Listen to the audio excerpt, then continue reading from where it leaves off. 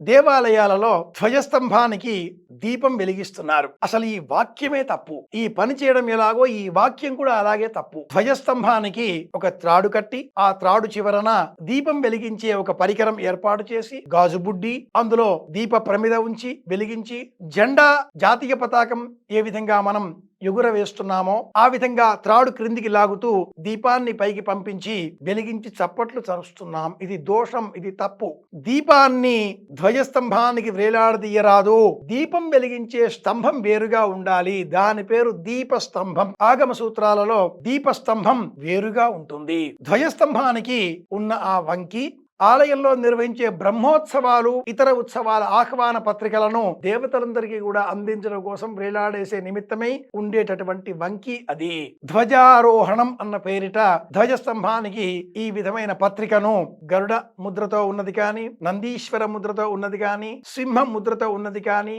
అయిన వస్త్రంపై వివరాలు వ్రాసి వేలాడదీస్తారు.